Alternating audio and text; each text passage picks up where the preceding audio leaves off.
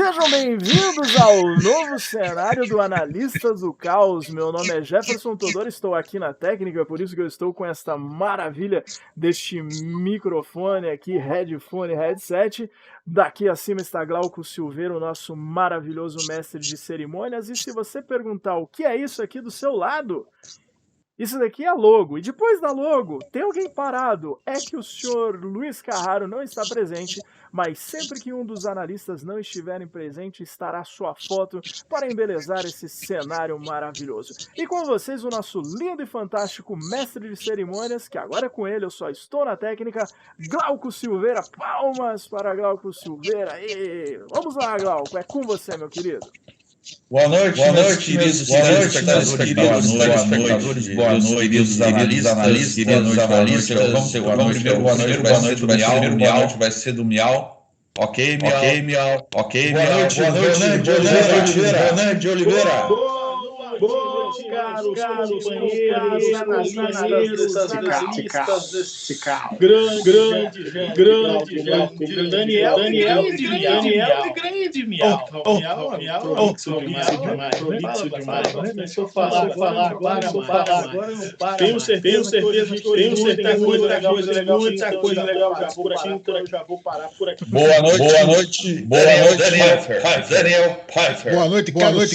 Boa noite, Carlos Oliveira, Silva Bolsonaro, todo de Oliveira Silveira. Boa noite. Ainda bem que o país tem bastante caos. Não para. É uma máquina de fazer caos. Boa noite, então. Jefferson. E agora eu tô vendo uma coisa, que nós estamos fazendo esse teste com o novo cenário, eu estou aqui olhando a técnica. O legal é que a voz vem alguns mínimos segundos antes do nossa boca se abrir. Isso é muito legal, porque nós estamos fazendo mímicas e gestos cara, é quase um show de horrores como o nosso Brasil está vivendo nesses últimos dias, que são vozes... Exatamente, é como se fosse uma dublagem. Sinta-se em Maria del Bairro. O nosso querido Eduardo que a minha voz está a minha voz. A sua voz está dando eco? Engraçado, aqui pra mim não tem nada de eco. Só o teu áudio tá bom, Jefferson. Tá vendo? Olha lá, tá vendo? Eu lasquei com todo mundo, só o meu áudio que tá bom.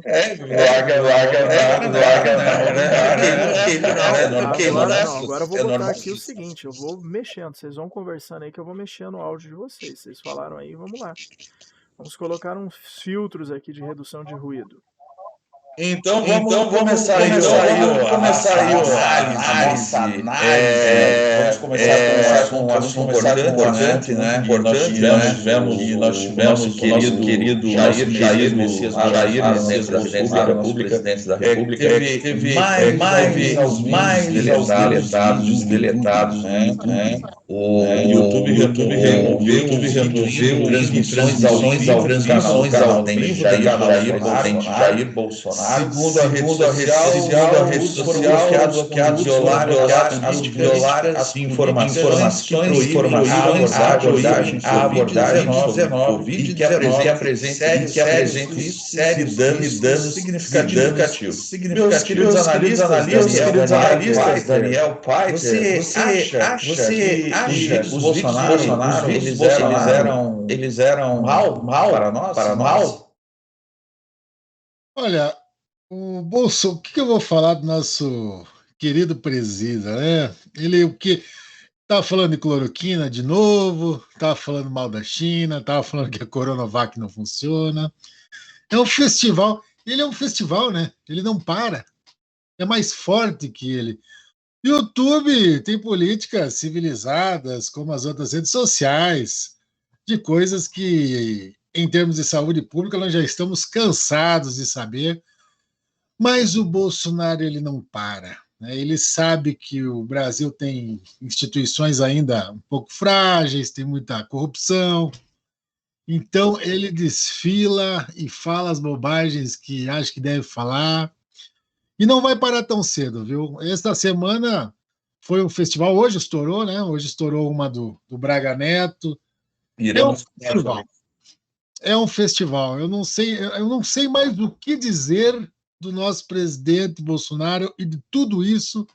Né? Ele fica inventando moda. Agora tem aquela do voto impresso que ele criou essa confusão e não dá para saber mais nada. O fato é o seguinte: o governo perdeu completamente qualquer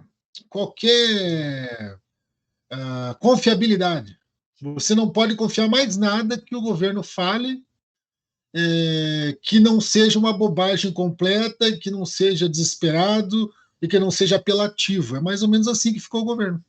Então nós estamos aí meio à deriva. Sinceramente, corra para seja o que Deus quiser. Né? Nós estamos aí lascados. Estamos ferrados. Eu já comprei minha viagem para o Paraguai.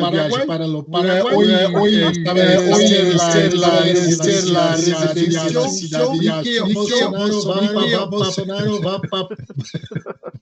Eu achei que você ia comprar sua passagem no espaço, que essa viagem no espaço, para mim, também é meio fake news, né? Aquela história do homem que pisou na Lua, eu acredito, mas essas viagens do dono da Virgin e o dono da Amazon já não... Você acha vídeos do nosso querido presidente foram deletados? É terrível. Nós termos da nação sendo disciplinado. É isso que está acontecendo, né? Ele está sendo disciplinado por uma empresa privada, que é o YouTube, é de uma empresa norte-americana, que agora tem que se meter nos assuntos internos brasileiros para proteger o povo brasileiro das asneiras que aquele capitão que devia estar pensando no povo devia fazer. Então, assim, primeiro, eu fico muito triste, né? Triste pelas coisas que ele fala nos vídeos. Ele podia dar um exemplo melhor.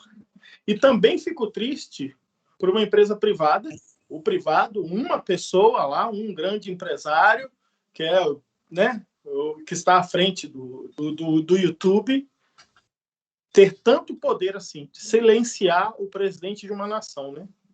Infelizmente, ele tem que fazer isso. A gente não tem outra saída, né? Então, estarem no ar, lamentável, ter que tirar. Então a gente não está sem saída. Eu na verdade ia falar a feito Trump, mas não foi Trump, foi o Twitter que eles cancelaram. Jefferson, tem alguma coisa a dizer coisa maravilhosa, Jair Messias? Não sei nem o que falar, assim, porque tudo que a gente fala pode ser utilizado contra a gente. Não que seja algo, serei preso, terei algum problema. Não é isso, cara. É porque é tanta besteira que se você comentar um caso agora, logo em seguida dá problemas. Quer ver um exemplo? Se eu falar assim, mas veja bem, você tem que tomar cuidado, muitas pessoas falam. Porque ele é um cara que já levou uma facada e ele teve um problema, né? Esses dias ele teve um problema seríssimo aí, que ele teve uma obstrução intestinal. Mas como analista do caos, ele não é apenas um programa normal, ele é um programa de investigação, um programa que, neste caso, investiga a fundo. Não sei se vocês sabiam, gente, mas eu tenho provas de pessoas que trabalhavam no hospital, né, que trabalham no hospital. Falo trabalhavam porque se vier retaliação eles podem perder aí o cargo, né? Que trabalham no hospital e tiveram acesso às imagens do que estava obstruindo o intestino aí de nosso presidente, e está aí na tela essa imagem, né, do exame de nosso presidente, e é isso aí, entendeu, que estava acontecendo.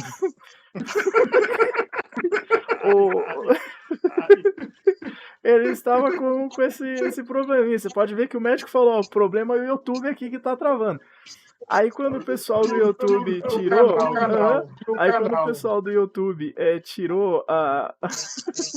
ele tirou os vídeos do ar, né? Ele desobstruiu o intestino do nosso presidente.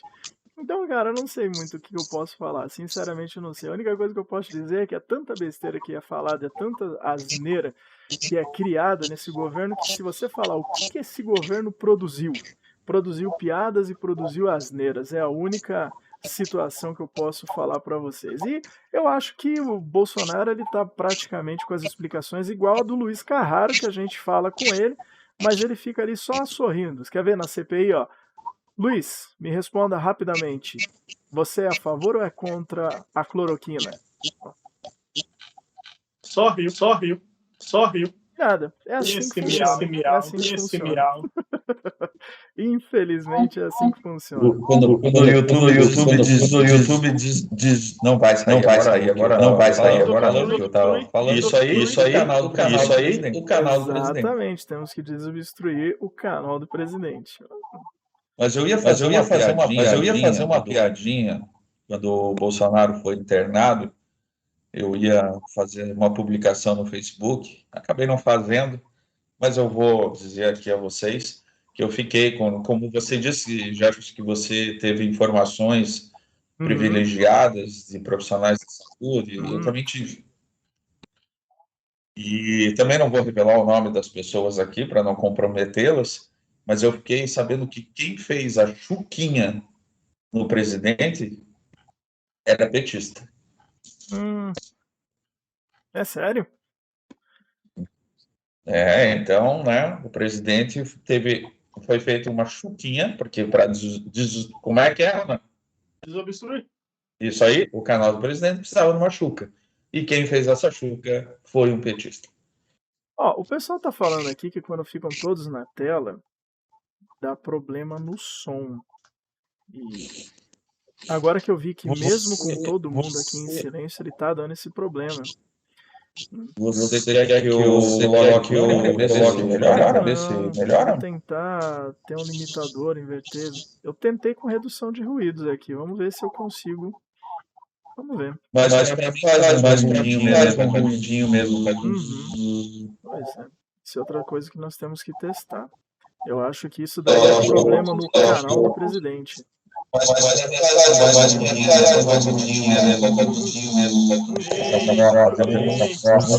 Uns esquemas estranhos. Fernando ali? Nossa, agora melhorou. Mas ele tá... Vamos falar aqui de um assunto sério. Que foi feito um levantamento no Mato Grosso, 140 mil famílias estão vivendo uma renda mensal de R$151. Esse grupo está em situação de extrema pobreza. Outras 72,5 mil famílias estão vivendo uma renda abaixo de R$6. Já que você trabalha com o pessoal de comunidades, como é que alguém consegue, não é nem viver, né, cara, mas eu acho que sobreviver com R$151 por mês, porque assim, por exemplo,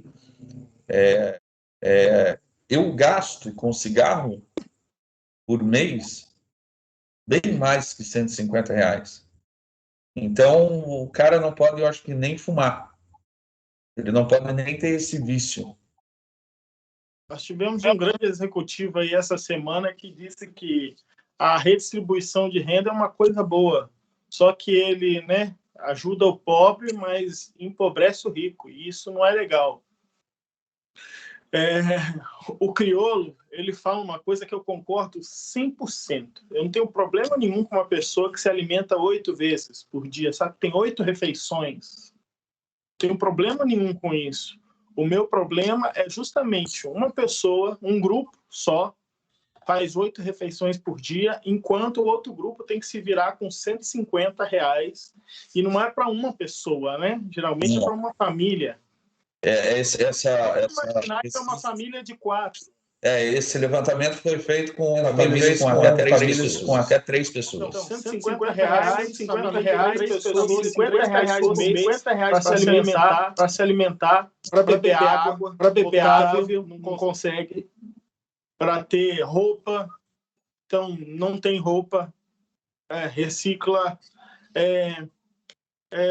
Quando a gente pergunta o que acontece nas favelas que vem de alguma forma, violência de lá para o asfalto, né? Vem a violência de um bairro considerado ruim para um bairro bom, o que acontece é justamente isso. É o filho que está cansado de ver a mãe doente e não tem remédio. É o pai que olha para casa, tá a esposa, os filhos, sem comer. Então, a gente não divide as riquezas. Se a gente não divide as riquezas, a gente sofre com o quê? Com as deficiências, né? E é justamente isso, a criminalidade, todo esse tipo de coisa. Criminalidade é essa que é culpa, né? A gente sabe de quem que é a culpa, todos os governantes e tudo, mas os grandes chefes do tráfico, do crime mesmo, estão no asfalto, não na favela. A favela tem fome, tem tido fome, a favela tem tido só esse tipo de tristeza. É uma perversidade. O Brasil, que daqui 4, 5 anos vai ser o maior produtor de alimento do mundo, não ter alimento para todo mundo, sabe? E isso é um delírio comunista, todo mundo ter comida. Vai ter delírio comunista. O Fernando Reis comentou ali que R$150 e só pode sacar depois de 6 meses. Não, mas, Fernando, esse 151 não é contando com o auxílio emergencial do governo. Isso é a renda da família sem o auxílio. Sim, com trabalhos, juntando latinha, ou lavando roupa, as crianças vendendo bala no sinal, esse tipo de coisa. Geralmente, essas famílias sobrevivem por quê? Porque organizações, por exemplo, como a CUFA, como Gerando Falcões, como várias outras organizações aí pelo Brasil todo, Santos Mártires também, os maristas. Então, várias organizações fazem o quê? Estão interferindo, fazendo o que o poder público tinha que fazer, essas organizações fazem. Cada vez mais, levando comida, levando dignidade, levando um curso, resgatando do crime, resgatando ali da miséria, da extrema miséria. E sabe que nós temos um projeto de lei, não sei se é um projeto de lei ou se já é uma lei, só falta uma sanção presidencial que todas as famílias que ganham menos de R$179 per capita, então, aí é per capita, sabe? Uhum. Então, toda família que receber menos de R$179 per capita teria que receber um aporte do governo para poder sair da linha de miséria, dessa linha de pobreza extrema, sabe? Uhum. Só que falta sanção presidencial e desde os governos Lula, por exemplo, que essa sanção não acontece. Daniel. Olha, o Brasil ele naturalizou a miséria há muitos anos, não é há 5, 10, sei lá, há 100 anos. Nunca conseguiu, talvez ali no governo Lula, naquele ciclo das commodities, entrou muito dinheiro no país, realmente a renda per capita, pelo menos, aumentou, a renda das famílias aumentou. Eu acho que ali até 2008 foi um ciclo bacana, 2002, 2003 até 2008. Aí veio a crise do subprime, aí danou-se. Mas a miséria, quando o Ronan falou da miséria, a miséria tem um dado real. Inclusive tem um valor acho que é o IBGE, ele considera a miséria lá, o sujeito viver com menos de tantos dólares por dia, ou uma família com tantos dólares por mês. Mas a miséria, eu vou além do conceito da miséria. A miséria é você não reconhecer a existência de uma outra pessoa. Você sabe que tem países que, têm menos fartura material que a gente. mas que não tem pessoas tão miseráveis como aqui. Não sei se vocês estão me entendendo. A miséria não é só uma carência material, não sei se vocês estão entendendo. A miséria é mais. A miséria é aquele cara. Não é que eu não gosto daquele cara, mas eu não vejo, é um invisível. A miséria é uma coisa de pessoas invisíveis na sociedade. Exatamente. Desumaniza. Exatamente. Então, uma favela não existe, na verdade. Para grande parte da sociedade, é como se tivesse um muro invisível, aquelas casinhas ali. Essas pessoas da favela não têm educação, elas não têm cidadania, não têm dignidade, a polícia entra lá de qualquer jeito. Pessoas que não existem no país. O país não reconhece que aquelas pessoas existem. E por isso que eu digo, a miséria material é o começo da miséria, vamos dizer assim, conceitual. Se você pegar uma tribo na Amazônia isolada, ela não passa a carestia que pessoas em favelas do Brasil passam. Vocês estão entendendo? Na Amazônia tem água, tem caça, eles se viram, eles sabem fazer abrigo. Por quê? Porque aqueles povos lá estão faz 10 mil anos fazendo a mesma coisa. Eles vivem uma vida tranquila. Claro que eles têm os problemas de índio isolado, enquanto come branco, mas não passa a carestia que você passa numa favela. Né? Então, a miséria conceitual brasileira e uma sociedade abismal, né? Porque as elites elas estão no mundo dos brioches, né? Elas vivem em outros mundos. A classe média, quando você falou o valor aí, Glauco, o valor do meu vale-refeição é R$400, que eu não preciso do vale-refeição.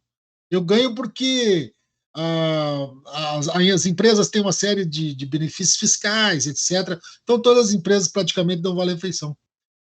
Então, é uma coisa assim, é um abismo. E o Brasil nunca conseguiu atacar esse abismo com alguma política, alguma movimentação.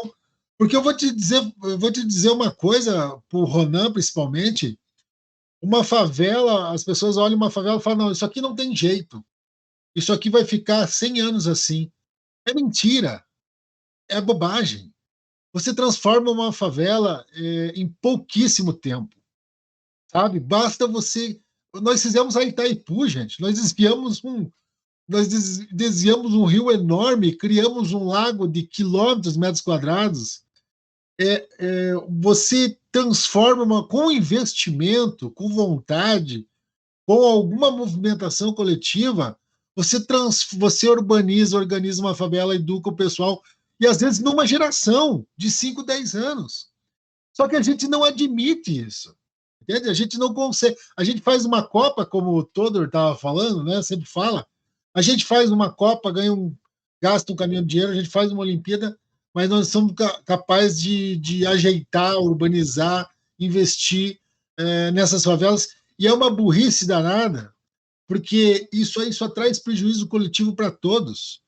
Ou os ricos vão ficar encastelados nos seus condomínios fechados, carros blindados, e se a exclusão social vive demais, aí simples. Não tem tecido social que aguente isso. Eu ouvi uma vez um cara falando que vai chegar o dia que não vai ter nada para os pobres comerem, a não ser os ricos, né? Exatamente. A Revolução Francesa, Ronan, a Revolução Francesa foi isso. Chegou um ponto que o povo francês falou, olha, 2% da corte da França tinha 95% da riqueza. Aí eles falaram, bom, vamos para tudo ou nada, entendeu? E o que aconteceu? O que aconteceu é que alguns Luizes lá perderam a cabecinha. Todor. O que eu vou falar sobre isso, cara? Não sabe, eu não sei, assim, eu acho que realmente é um problema, um abismo social muito grande. Eu tenho certeza que é alguma situação que só pode ser uma falta de, eu não digo de caráter, mas de humanidade, tá? Das pessoas, assim, da elite. Eu não sei o que passa na cabeça de um... Claro, entendo que é a questão do poder, mas não sei o que passa na cabeça de um político que consegue desviar uma verba sendo que aquilo ali é escalonado e fará uma falta tremenda lá na frente para várias pessoas. Às vezes uma obra que você superfatura, uma licitação que você acaba colocando um amigo seu, ou algo que seja benéfico para a sua pessoa, isso afeta a vida de milhares, se não de milhões de pessoas. Então, e também as pessoas mais ricas, eu também não consigo entender como que elas não conseguem disponibilizar um pouco mais do capital que elas têm, mas sem precisar taxação de grandes fortunas, sem necessitar disso, mas façam mais fundações, não sei, façam mais eh, instituições que ajudem as pessoas no momento de necessidade e que capacitem para que elas não tenham mais essa necessidade. Só que é algo que parece que é utópico, eu não consigo entender, não está na cabeça das pessoas, não está na mentalidade delas de ver um ser humano. Eu estava assistindo uma palestra do Paiter esses dias, que ele postou o link, e eu achei aquilo fantástico. O Paiter, ele simplesmente explicou, me corrija, Paiter, se eu estiver errado, que um sindicalista entrou na fábrica da Ford, né, e eles estavam vendo a linha de montagem, e aí perguntaram, o sindicalista, olhando a linha de montagem, e o gerente, ou o próprio Ford, eu não sei direito a história, falou bem assim, olha, agora esses robôs aqui, eles não fazem greve. E o sindicalista respondeu, ok, então você peça para eles comprarem os seus carros. E é isso que as pessoas não conseguem ver. Elas não conseguem enxergar no ser humano que é uma pessoa que aspira e que inspira ao mesmo tempo. Ela aspira uma vida melhor, ela tem uma tendência de querer melhorar a sua vida e a vida dos seus familiares. E ela pode inspirar, porque se você vê uma pessoa que está ali batalhando, que está ali merecendo pelo seu trabalho digno, ela pode ter uma ajuda, não só do Estado. Eu digo que dessa vez não é só o Estado que é culpado, mas são muitos empresários que acabam fazendo com que o trabalhador invista muito em seu tempo e não lucre nada com isso, nem intelectual, nem financeiramente. Então eu vejo que, cara, se você sabe, e o pior, a continuação dessa manchete que o Glauco me passou é que 140 mil, perdão, chega a 139.800 e pouquinho, quase 140 mil, vivem com R$ 151. Só que nós temos mais 76 mil que vivem, ou 72, eu não me recordo, que vivem com R$ 406. Então, veja bem, o vale-refeição que o Daniel falou que ele recebe. R$ 406 é o que uma família tem para passar um mês. Então, se a gente não consegue ter a humanidade de olhar para o lado e verificar que uma pessoa realmente está precisando, eu acho que a culpa também não é só dos políticos, a gente também está com um grave problema de não conseguir enxergar nos nossos semelhantes alguém que precisa ou pessoas que precisam da nossa ajuda. Então, pelo menos esse é meu ponto de vista. Então, tudo que a gente pode fazer, isso é uma das coisas que o analista do caos faz, que é tentar passar conhecimento, tentar fazer uma rede, uma conectividade. Eu acho que tudo isso é muito válido. Pelo menos é o meu ponto de vista. E agora, com você, mestre Glauco. Então eu acho que pela opinião de todos aqui, vocês não culpam o governo em si, mas todo mundo é culpado dessa situação. Para mim, em primeiro lugar, os nossos líderes, né? Os nossos líderes de há muito tempo. Se a gente fosse pegar uma cidade de exemplo, Rio de Janeiro, nós temos os últimos quantos governadores que estão presos por corrupção. O simples ato que não é simples, né? O ato de corrupção, ele nega as coisas que devem ser feitas e os direitos à população. Então, quando você desvia dinheiro lá da Secretaria de Saneamento, você deixa de colocar esgoto e água potável em algum lugar. Quando você desvia dinheiro da educação, você tem escolas fechadas, escolas que deviam ser construídas, melhorias que deviam ser feitas.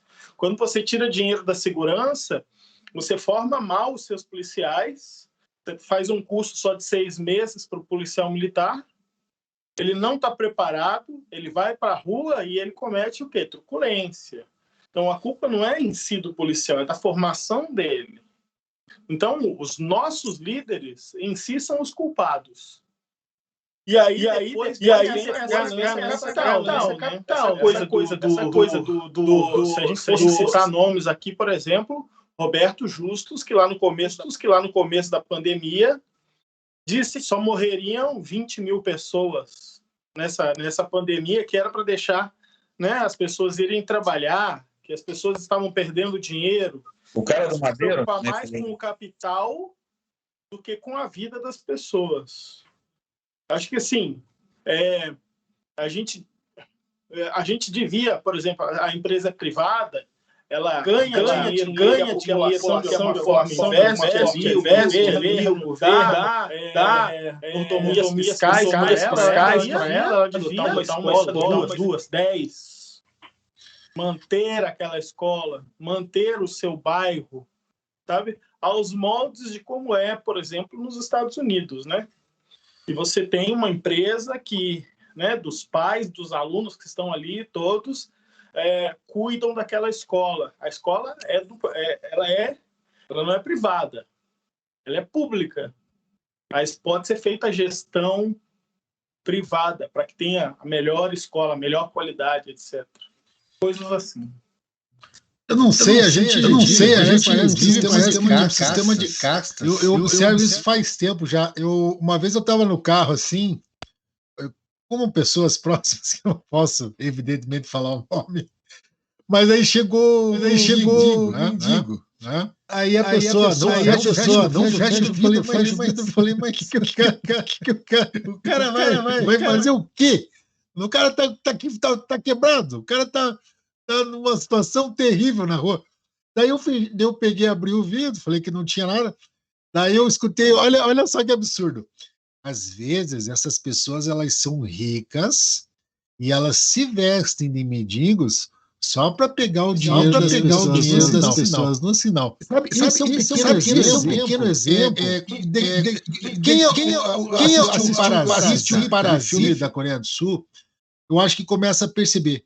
Então, as pessoas, quanto mais ricas aqui no Brasil, isso, claro, cabe exceções, tá? Toda regra tem exceção. Mas, em geral, elas vivem um delírio maior. Brasília, por exemplo, nem pertence mais ao Brasil, porque eles vivem num mundo completamente paralelo lá. Mas eu vi muito isso na sociedade brasileira, né? Eles vivem num delírio. Lembram quando a primeira-dama de São Paulo, acho que é a esposa do Dória, falou sobre uns mendigos? E ela comentou assim, pô, cara, mas você é preguiçoso, o cara é preguiçoso, tá ali naquela situação porque é preguiçoso, alguma coisa que ela comentou assim. Então a gente criou um monte de rótulos para justificar coisas injustificáveis, a gente não passa na sociedade a limpo, nós tivemos a escravidão, né, o Ronan melhor que ninguém sabe, que foi um regime que destruiu não só a população negra, mas a economia, o nosso empreendedorismo, a nossa inteligência, a nossa inovação, esse sistema econômico era anacrônico. Então o Brasil ele não consegue, né? Pessoal, eu viajei por esse Brasil quando você passa pelo Vale do Jequitinhonha, tem mães com filhos, não sei se já passaram por aquelas estradas ali que entram na Bahia. Os caminhoneiros jogam moedinhas pelas janelas, elas ficam o dia inteiro catando. Aquilo ali é uma miséria, assim. Por isso que eu digo, a miséria não é só um meio, falta do meio material, mas é um rótulo que é colocado nas pessoas e que aquilo é terrível, é terrível. Eu não sei, o Brasil sempre está chacoalhado. Porque não dá para você ter paz social nesse abismo. Qual país do mundo que vive no abismo durante muito tempo? Não existe. Que eu saiba. Ô, Daniel, você falou que a pessoa que estava com você disse que para você não dá, porque o cara pode ter dinheiro. Mas no Auer tinha um cara, um senhorzinho, cara. E eu vi ele pegando o carro para ir embora. Então, ele pegou o carro? Não, ele pegou o carro para ir embora. Na época era um cadete, cara. E cadete naquela época era carro. Então, assim, e até hoje, assim, estou morando há 3 anos aqui em Florianópolis, mas até hoje, quando eu vou para Curitiba, que eu passo pelo Auer, o velhinho tá lá. Maglão, centro Bom, ia falar Curitiba, você não está em Curitiba. Cara, mas se você andar no centro de Floripa, quantas pessoas estão morando na Marquise, na calçada? Nossa, se você olhar aqui da sacada do meu apartamento, você enxerga a passarela Negro Querido, que é a passarela do samba daqui, toda iluminada. Por quê? Porque lá eles estão abrigando os moradores de rua, nessa friaca que está tendo, né? Eles estão levando lá para a passarela. E, tipo assim, é muita gente. Aqui em Florianópolis é muita gente. Aí, e aqui em Curitiba? Tem o trabalho do Padre Wilson Grow na igreja aí nos domingos para dar comida para os moradores de rua, porque o comércio em Florianópolis fecha no domingo, né? Fechava, né, Ronaldo? Agora as coisas mudaram, né? Não é? Olha, a cidade pequena, né? Já tem 500 mil moradores na ilha, inclusive estão dizendo que vai afundar. Aqui em Curitiba, a vaga para mendigo e calçada que tem o holofote ou no chão. Porque se você dormir do lado de um holofote, você garante aquecimento, né? Pelo menos um aquecimento relativo. É disputada no tapa, cara. Então, é umas coisas assim, e não dá para entender, porque o Brasil não tem aquela cola, né? Nós temos. Veja, se você desenvolve o país economicamente, você dá emprego para toda essa gente. E o pior de tudo, pergunto aí para o Jefferson, que sempre roda aí o Paranazão. Jefferson, quantas estradas nós temos para fazer? Quantos viadutos nós temos para fazer? Uma coisa, Quantas casas? Desculpa te interromper. Desculpa te interromper, mas, cara, o problema não são nem as estradas que a gente tem para fazer. O problema são o estado da que a gente já tem. Cara, e é incrível, porque assim, o cara. Isso são coisas que eu tô te falando da região aqui onde eu tô falando aqui de Ribeirão Claro, tá? O cara faz um acerto, ó, daqui a pouco vão falar, quero ver que você prove isso, tá? Mas então eu não vou falar de Ribeirão Claro. Pronto, aqui não acontece isso, já estou avisando a todos. Aqui não. Eu estou dizendo um país fictício, tá? Um país fictício, tá? País fictício. Isso, Ou às vezes a gente poderia chamar de Plasil, porque só tendo Plasil para ter estômago para tanta porcaria que acontece aqui. Mas vamos lá. O cara libera, por exemplo, tô falando besteira, chutando aqui números, tá? Besteira. 20 toneladas esse asfalto aqui vai aguentar. Então não pode passar caminhões acima de 20 toneladas. Ok. Tá, vamos botar 4 toneladas para não fazer muito, vai. Pouquíssima coisa. Só que daí eles fazem o asfalto para 3, dizendo que fizeram para 4, e acabam passando o caminhão com 6. Em um ano já está tudo esburacado de novo e tem que fazer a licitação. Então, não é só o problema do governo, como também muitas empresas que acabam contribuindo para que o governo consiga fazer novas licitações, entendeu, Daniel? Então, só respondendo a ti essa questão, quando você perguntou. E moradia nem se fala, cara. Se as estradas já estão desse jeito, você imagina que não vai sobrar dinheiro mesmo, de tanto que eles pegam para você construir algumas casas populares. A miséria é tão terrível, gente, que o cara incorpora a miséria. Não sei se o Ronan já reparou isso. Eu já dei aula de inglês muito tempo, agora eu só dou aula para o pessoal mais velho e tal. Mas o pessoal falava assim, mas eu nunca vou saber inglês, professor. Eu falei, mas por quê? Porque eu não. Como é que eu vou saber inglês, entendeu? Eu brincava com o pessoal, falava, mas lá nos Estados Unidos tem 300 milhões de pessoas que falam inglês e nunca fizeram o curso. Ou seja, todo mundo tem capacidade, principalmente os mais jovens, né, por motivos óbvios, tem capacidade de aprender matemática básica, inglês, mas o cara incorpora a falta de capacidade e a nossa sociedade, ela também diz isso. A nossa sociedade ela não tem direitos, ela tem privilégios. Então, se você tem algum status, você tem alguma condição, você ganha um privilégio, e é um privilégio hereditário. E o resto está fora. Né? Então, eu falava assim, mas como é que você não faz esse cálculo aí, sei lá? Ele, não, mas isso aqui é coisa para engenheiro, né? Eu falava, mas é coisa... Isso aí não é coisa para engenheiro. Isso aí qualquer um pode aprender, é uma coisa científica, mas a gente rotula, a gente faz rótulos, e não dá para entender uma sociedade dessa, onde que ela vai chegar, porque ela não vai chegar em lugar nenhum. Essa sociedade não vai chegar lá. Essa que você estava falando antes, né? Existe um grupo, 1% da população, ele é extremamente poderoso. Então, ele pode tudo. Quando a gente fala de anarquia, existe anarquia já. Porque 1% da população, ele compra a lei, então ele pode fazer qualquer coisa.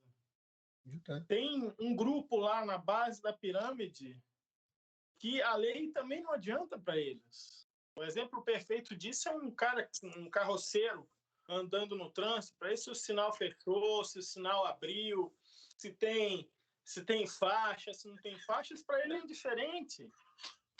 Então, porque ele está fora da curva. Então, e esse grupo, ele é achatado, é aquele que você não consegue, você não vai poder, você nasceu para isso. Tem uma família toda, a mãe, a avó, a mãe, as filhas, são todas empregadas. Às vezes não tem documento, o pai e os filhos, todos pedreiros. E do outro lado você vê o avô, o filho, o neto, todos médicos. Exatamente. E o nepotismo cruzado, me informaram aí que algumas carreiras de Estado que têm bancas de avaliação fazem nepotismo cruzado, verificam sobrenomes. Tem pessoas muito pobres que não têm documento. Se o cara não tem documento, o cara não é cidadão. Pelo menos. Não existe. Então, o Brasil, enquanto não olhar para isso aí, vai sofrer. E vai sofrer muito, não tem jeito. Né? Os absurdos que acontecem no Rio de Janeiro. Né? Vocês lembram aquele caso que o menino foi arrastado? A mãe foi assaltada. Aquilo eu achei um barbarismo na época, eu fiquei muito impressionado. Eu comecei a pensar assim, mas a barbárie lá no Rio de Janeiro, que é um lugar que, vamos dizer assim, tem uma... Esse Brasil lá está muito mais avançado em termos de degradação, né? Sim. A gente pode olhar para o Rio e ver para onde o Brasil está indo.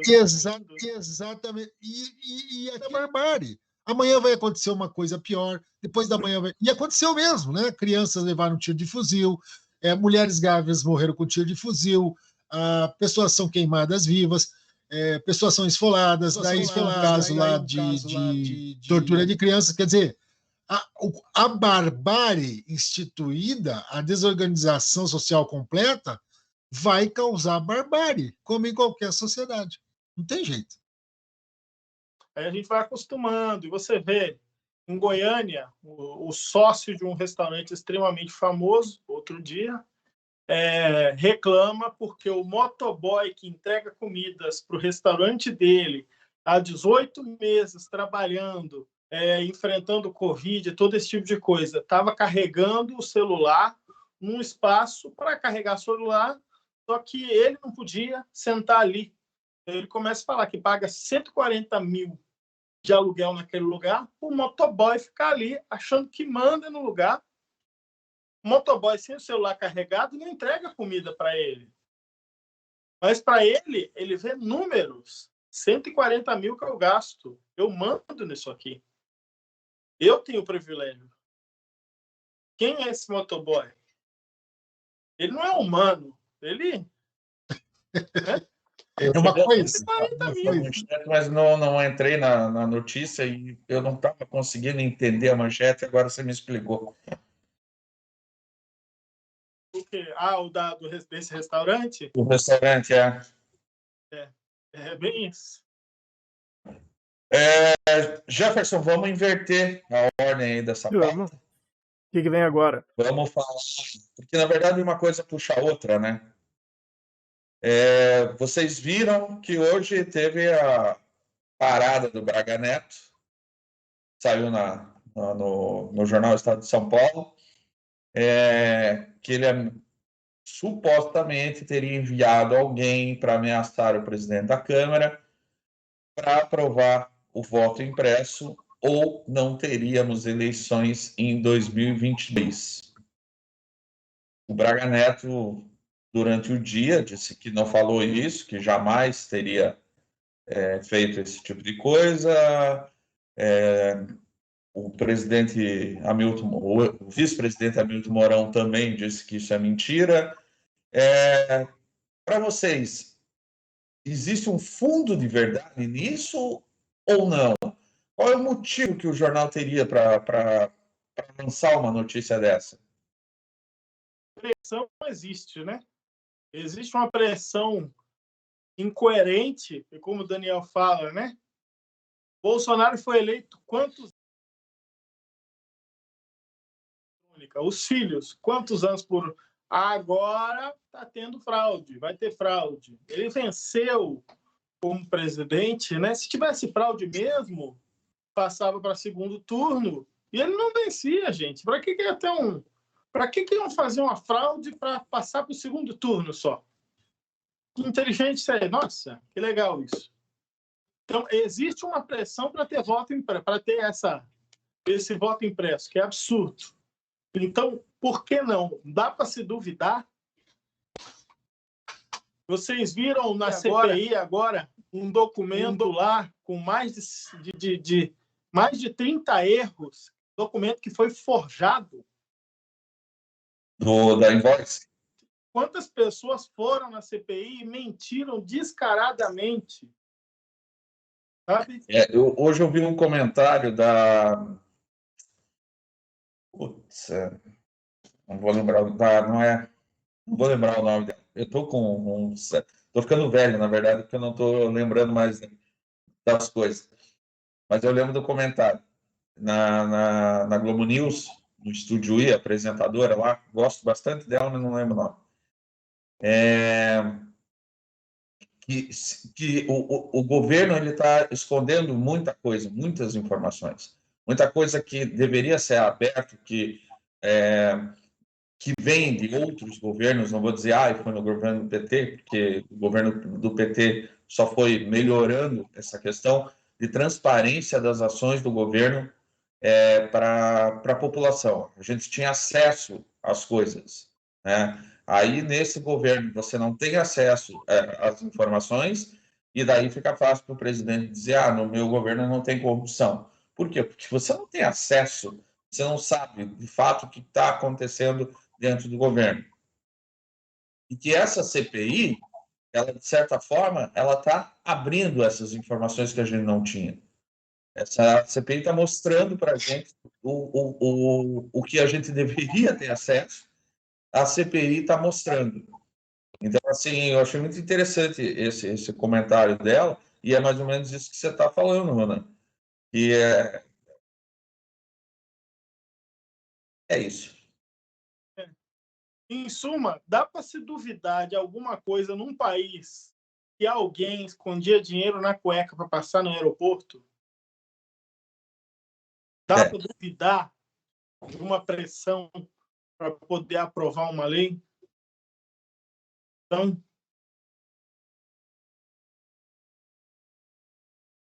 olha, esse episódio do Braga Neto, lembra semana passada eu falei, né? Os militares, quanto mais sem vergonha o país, mais militares tem no governo.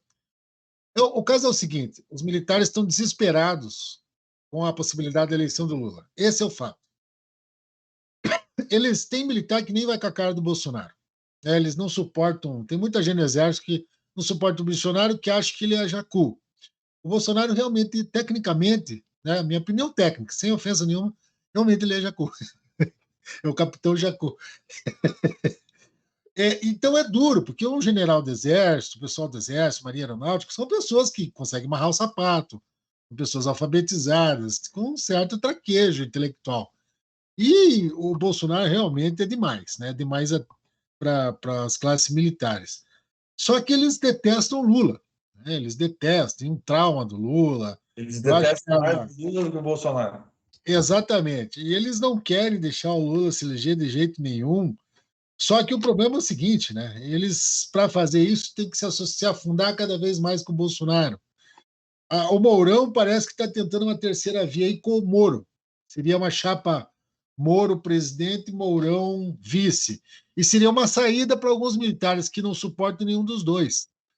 Mas a coisa está tão polarizada e eles estão desesperados. Então, o Braga Neto, provavelmente isso é coisa do Bolsonaro, ó, dá uma ameaçada nos caras. O Bolsonaro, ele vive nesse delírio, né? Esses dias eu escrevi que ele é uma bicicleta ergométrica da década de 70. Lembra da década de 70? Tinha umas bicicletas ergométricas, tinha um pneu pesadão com uma faixa, assim, uma coisa. Porque o Bolsonaro, ele vive na década de 70, né? Ele quer fazer uma espécie de SNI, ele quer prender gente, ele quer fazer uma nova Itaipu, né? Não sei, talvez ali no Palácio da Alvorada. Ele vive nesse delírio da década de 70. E falando um monte de asneira, e ao mesmo tempo ele é aquele baixo clero, né? Ele tem aquele. Você tira o cara do baixo clero, né? Mas você não tira o baixo clero do cara. Então, ele vive naquele universo paralelo, falando um monte de asneira. Aliás, vocês viram o cálculo que ele fez essa semana, Todor, Ronan, Glauco? Tem alguma coisa errada ali, não tem? O passado foi 4%. Esse ano nós perdemos 5%. Então, nós melhoramos o PIB 9%. Tipo eu assim, acho que... Ele dilmou. Eu acho que ele só sabe os números naturais, né? Ele não entrou nos números ainda negativos. Ele não... Então, esse episódio aí do Braga Neto é o retrato do governo. É um governo que, olha, se fosse corrupto, só corrupto, eu estaria tranquilo. Por incrível que pareça. Mas não, né? É um governo com gente louca.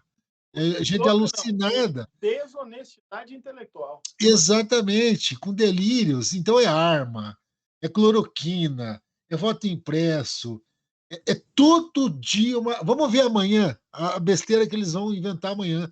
Você não consegue nem comentar, né? Porque é tanta besteira. Agora a gente tem um argumento, Daniel. Agora nós temos um argumento. Porque vai falar assim, peraí, mas vocês vão contar o voto impresso? Isso mesmo, eu vou votar, eu vou contar. Porra, não sabe contar 5 mais 4 menos 1, meu amigo? Você não vai conseguir nunca fazer uma contagem de votos. Eu estou dizendo que vai votar 17. Deixa eu fazer uma pergunta para vocês. Oi. A gente não tem eleições em 22, ok? Cancelado. Aí como que a gente vai escolher? Vai ser no sorteio, 2 ou 1 para o ímpar? Vai ser no...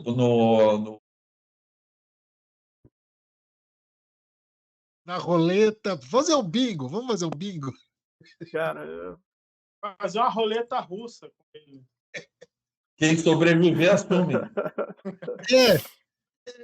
Tipo assim, né? Vamos cancelar as eleições. Mas é só asneira. Hoje eu vi um vídeo do Roberto Jefferson ameaçando o embaixador chinês com 2 pistolas na mão. Eu falei assim, mas será que ele sabe que a China tem um exército de 1 milhão de soldados nativos? Porque eu não sei, provocar gente maior que você é meio perigoso, né? Eu não entendo o delírio que a gente entrou, pessoal. Sinceramente, olha, eu já vi o Collor, eu já vi o Lula também. O Lula falava um monte de asneira, a Dilma, mas agora nós chegamos assim numa situação inacreditável. A Dilma, ela falava as besteiras dela, mas a Dilma era divertida, cara. O Bolsonaro não é divertido. Ô, Dani, ó. Bolsonaro é pensado. Olha, intimidade. Dani, é o seguinte, Daniel. Preciso corrigir você, tá ok? Porque assim, ó, de ativos, cara, entendeu? São 2.185.000 no exército chinês, tá? Não é apenas 1 milhão, não. A gente... Eu acho que você fez os cálculos que nem eu fiz, tá ok? Pois é um país de 1,4 bilhão de pessoas e outra, né? Que faz o nosso travesseiro, que faz nosso tênis, que compra a nossa soja. Gente, se todo chinês der descarga ao mesmo tempo, fudeu um planeta. Uhum. Exatamente. Mas o Bolsonaro nessa questão do voto, que a eleição foi fraudada, ele no dia 9 de março, se eu não me engano, deixa eu conferir aqui, no dia 9 de março de 2020, ele prometeu apresentar evidências de suas alegações, que, né, o segundo turno, as eleições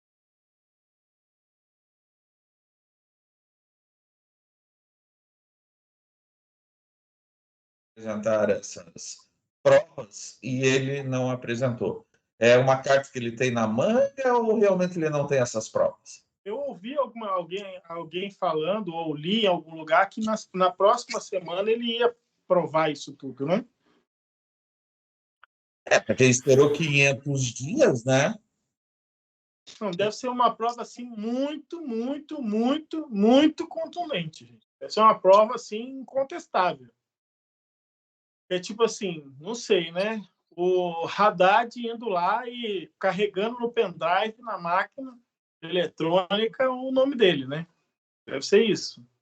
Mas vocês não lembram que saía uns vídeos que o cara digitava? Não, na verdade os vídeos não saíam. Saíam as pessoas dizendo, mas eu cliquei 17 lá, apareceu o Lula, o Haddad, apareceu o 13. Né? Então não foi 17, né? Foi 13. Pois então assim, sei lá, é meio sinistro. Por isso que eu digo, eu sou a favor do voto impresso, pelo seguinte fato: ele quer provar que é fraudado, então vamos para o voto impresso e a gente prova que ele não serve mais para nós. Fica aprovado. A gente tem que entrar na insanidade dele para deixar o insano para trás, né? Para poder tirar ele, exatamente. Só que esse voto impresso aí é 2 bilhões de reais. Mas quantos dias?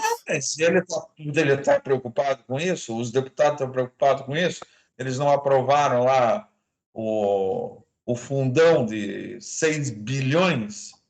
É claro, o dinheiro não é deles, né? Mas eu não sei, cara. Quantos dias vai levar pra gente ficar contando isso daí, cara? Não. Falar uma coisa pra você. Mas, em suma, não é uma contagem, né? O voto é do mesmo jeito. Aí, se por acaso ele perder, aí ele vai pedir o quê? Todo mundo que votou em mim vem aqui e traz o comprovante. É isso? Não, parece que fica um registro dentro da urna e você leva o recibinho mostrando em quem você votou. Mas isso já acontece. Só não leva um recibo, né? Mas Gente, dentro da urna já fica. E imprime ali na hora e põe na porta. Não sei se vocês já foram mesários, né? Você isso é um imprime atraso de vida. final, coloca na porta e tá ali os votos. Mas não tem lógica. Isso é um atraso de vida. Nosso dinheiro é binário. Você tem dinheiro no banco, você tem registro na rede. Tudo hoje é binário. Tudo está na rede. E o cara está criando esse salseiro. Ele vive da rede. Ele vive de código binário e de algoritmos, o Bolsonaro. Ele se elegeu por causa disso.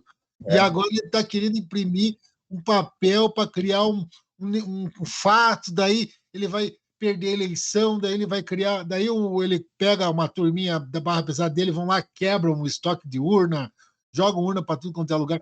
Ele vai causar alguma coisa. Isso é uma estratégia, entendeu? Causar caos para você dominar o pedaço. Isso aí é óbvio, né? O cara é o Zé da confusão. Ele não é assim. O problema do Bolsonaro, fundamental, pessoal, é a civilização. Não é a corrupção.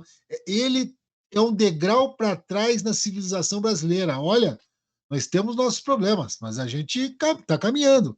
Mas ele é o degrau para trás. É por isso que eu voto em qualquer um, se não for o Bolsonaro.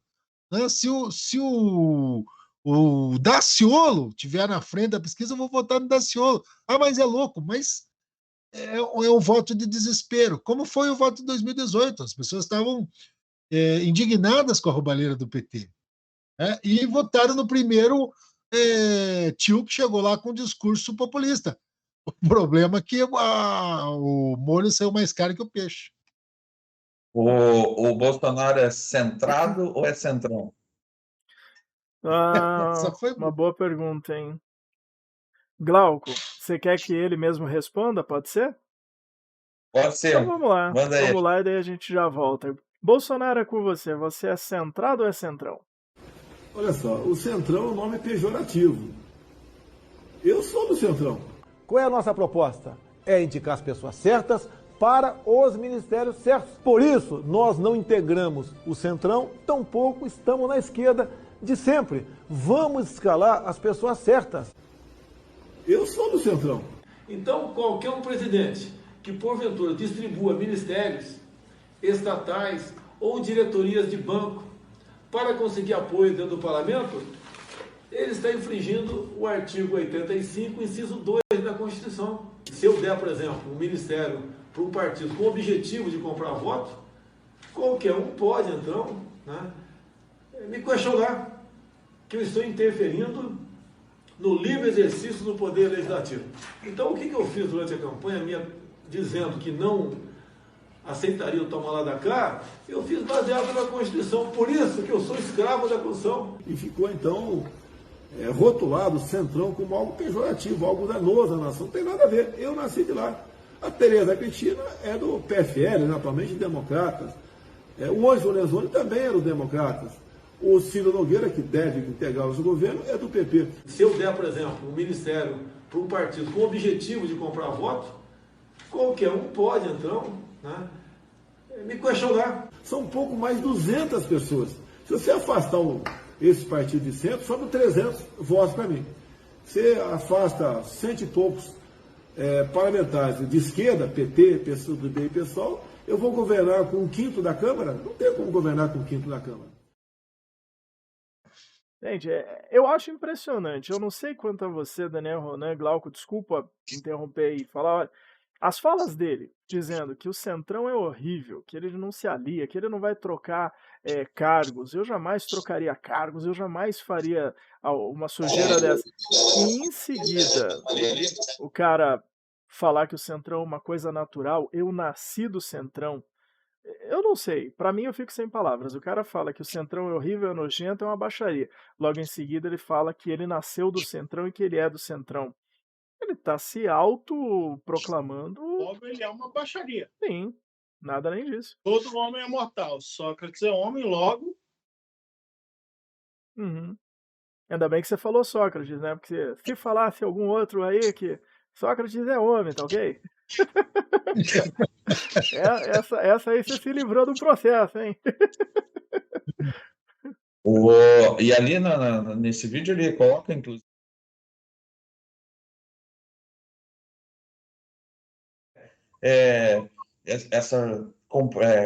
comprar voto, tá aqui na Constituição, as pessoas podem me cobrar e não sei o quê. E aí, podemos cobrar ou não podemos cobrar? O centrão é o bote salva-vidas do presidente. Ele está dando um chega para lá dos militares e ele tem que se agarrar no centrão, porque hoje eu vi a notícia que o PP, o DEM e o PSL vão montar um partido único, uma sigla única, não sei se vocês viram essa notícia, e vai ser um partido com 100 e poucos deputados na Câmara, que é muito relevante, né? Por exemplo, para combater uma votação de impeachment, né, supostamente. É o bote salva-vida deles. Ele tá se agarrando onde é que dá, entendeu? Não interessa que o Bolsonaro, ele tem um instinto de sobrevivência política muito, muito bom. Então, com ele não tem esse negócio de promessa, de vínculo, nada. Ele se agarra no que ele consegue se agarrar para sobreviver, entendeu? Que se dane, o objetivo é o poder. E ele depois conta as balelas dele e por aí vai. Agora, a sociedade brasileira também, eu vou te falar, né? Já era para ter feito uma mega manifestação, uma greve geral, alguma coisa assim, falando: olha, para nós não dá, né? Esse cara aí não dá, mas eu não sei o que está acontecendo com o brasileiro, né? O brasileiro está meio apático, está meio. Eu não sei. Nós estamos em crise, né? Talvez a pandemia. Muita gente morreu, tem muita gente que nem conseguiu ficar em luto ainda.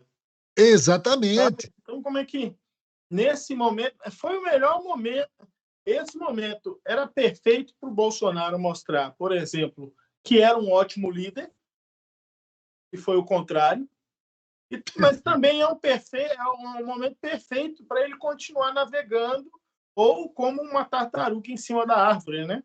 Que a água ainda está alta. As pessoas, alguns saíram de casa, sim, para fazer manifestação, mas todo mundo saiu porque está doente, ou a mãe está doente, ou perdeu o esposo. Outro dia eu peguei um Uber que morreu a esposa, a mãe, o sogro e a sogra estavam com Covid. Eu falei, você está trabalhando, meu filho? Porque, né? A sogra está doente, eu tenho que levar comida para casa. Então, olha, não pode deixar de trabalhar, né? Sogra. Eu creio numa demanda reprimida. Uma hora a sociedade ela vai chegar num... No Collor aconteceu isso, né? O Collor foi falar uma asneira na televisão, pedir para o povo ficar com ele, aí ele se danou porque teve uma mega manifestação, aí que ele caiu. Saiam para a rua, era no você lembra dessa? Verde e amarelo, e a galera saiu tudo de preto. Mas eu vou ser sincero, eu tenho uma coisa que vocês falaram aí, acho que foi o Ronan, me corrijam aí se eu estiver errado, que o Ronan falou assim, é igual uma tartaruga em cima da árvore. Foi você, né, Ronan, que falou isso, ou foi o Daniel? Foi você, né? Então, mas tem uma coisa que me preocupa. Não me preocupa uma tartaruga estar em cima da árvore, que detém aquela filosofia, mas como uma tartaruga foi parar em cima da árvore? Você sabe o que me preocupa? Não, o que me preocupa é que tem gente que fala, fui eu que coloquei a tartaruga e a tartaruga vai continuar em 2022. Isso é que me preocupa. Pessoas... E essa gente ainda pega e fala que vai votar, vou votar 17. Eu conversando outro dia com alguém, ele ficou nervoso comigo, falou assim, votei 17, vou votar de novo. Eu falei, vote 17, vai anular o voto, estúpido. Não, mas eu acho que vai ter um candidato 17. Eu, se fosse o 17, eu colocaria só pra poder... O cara eu acho que seria eleito sem ninguém saber que era o cara, entendeu? Porque se for fazer, né, uma avaliação de quem votou não quem votou no Bolsonaro, porque muita gente votou e se arrependeu, mas quem ainda apoia o Bolsonaro, que eu não ia nem comentar, mas teve aquele bolsonarista semana passada que me xingou, que me ameaçou e não sei o quê, vai responder onde ele deve responder. É bem provável que esse cidadão vote no 17 achando que está votando no capitão. Cara, aí depois vai falar que, tá vendo? Fraudaram a eleição. Votei no 17 e o capitão não ganhou. Meu voto anulou. Cara, mas eu acho que a eleição de 2018 foi fraudada mesmo, cara, porque eu sei que é uma piada horrível, mas dane-se, eu vou fazer. Eu sei que ela foi fraudada porque de tanto de merda que o Bolsonaro fez, e aí tem o intestino e tal, se não tivesse frauda, meu amigo, teria muito mais cagada parecida. Desculpa, essa eu não aguentei, eu sei que é horrível. Depois dessa piada tão Não, maravilhosa... Glauco, desculpa te interromper, Glauco. Você tem que explicar, meu querido, que nós esquecemos de falar. Abaixo do Luiz Carraro ali tem um QR Code que foi colocado ali, ó. Ah, sim. Para você que nos apoia, nos acompanha e quer que a gente continue produzindo esse produto de qualidade, com essas opiniões sinceras, você pode colaborar lá. Eu acho que é lá, não é? No outro lado. No outro lado. Aí. Embaixo do Miau. Que você pode fazer um PicPay para nós, né? Qualquer valor, pode ser R$1, R$2. Não. Eu quero impor uma coisa aqui. Vamos fazer uma enquete. Se você votar no PT, você deposita R$13. Se você votar no Bolsonaro, vai no 17. Entendeu? Vamos ver quem vai vencer essa eleição aí, entendeu? 13 E se você quiser fazer um Pix, a nossa chave é analista do caos@gmail.com. Nesse momento, Tá ok? Desculpa, nesse momento eu sou PSDB, 45. Então, o partido que você for, você deposita o número da sigla do partido. E a gente vai fazer uma enquete para ver quem está vencendo nisso. É uma boa enquete. Daniel Paiter, se despeça dos nossos queridos telespectadores. Olha, prazer fazer esse programa. Só tive boas amizades aqui, hein? Conheci o Ronan, figuraça. Conheci o Todor também, grande publisher, né? Grande designer gráfico. Conheci o Miau, também uma figura espetacular, inteligentíssimo. E o Glauco já conhecia, né? De velhos carnavais. Pessoal, enquanto a Brasil, continuaremos aqui analisando o caos, se Deus quiser, até quinta-feira que vem, mais uma noite brilhante com meus colegas. E na outra semana eu vou viajar, mas onde eu estiver, eu vou entrar também na Analisa do Caos, tá bom?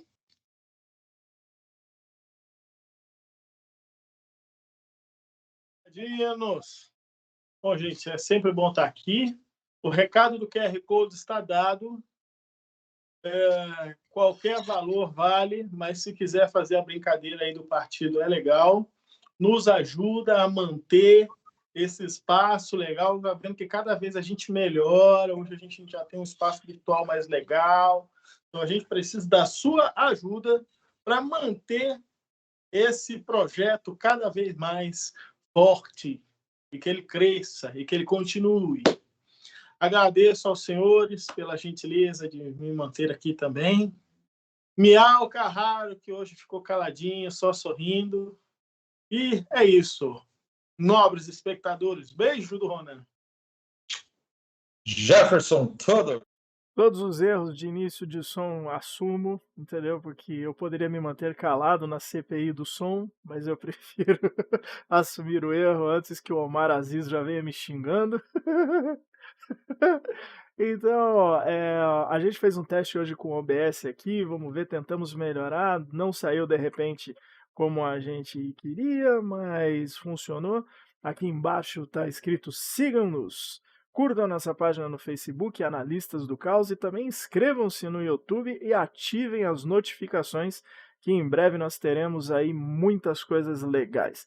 Muitos projetos bacanas. Eu só quero agradecer ao Glauco esse convite e conhecer o Daniel também, um professor maravilhoso, um engenheiro fantástico. Ronan, que já nos conhecemos de outros carnavais e palcos. E o Carraro, que eu não sei, ficou o tempo inteiro. Ó, julguem vocês, ó, ele está o tempo inteiro com a mesma feição. Ficou 1 hora de programa só analisando. Acho que foi o melhor analista de hoje, foi ele. Porque ele está com silêncio maravilhoso. E como eu tô aqui numa correria, eu acabei errando algumas coisas aí, então já peço também desculpa.